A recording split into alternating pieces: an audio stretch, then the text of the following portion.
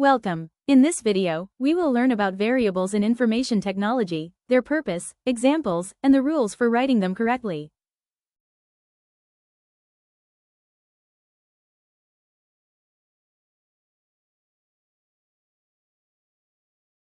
A variable is a named storage location in a computer program. It is used to store information that can change while the program is running. The purpose of variables is to store data such as numbers, text, or values. Variables help programs remember information and allow the computer to use that information when needed. Think of a school bag. The bag equals the variable. What you put in the bag equals the value. One day the bag holds books, another day it holds lunch and a bottle. The bag stays the same, but what's inside changes. For example, a variable called age can store the number 15. A variable called name can store text such as John. Another variable, total marks, can store a student's score. There are rules to follow when writing variables.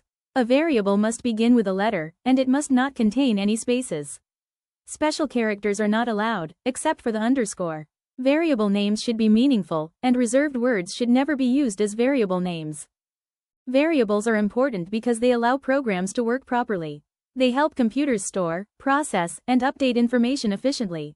In summary, variables store information, make programs flexible, and are an important part of information technology. Thank you for sharing in this video.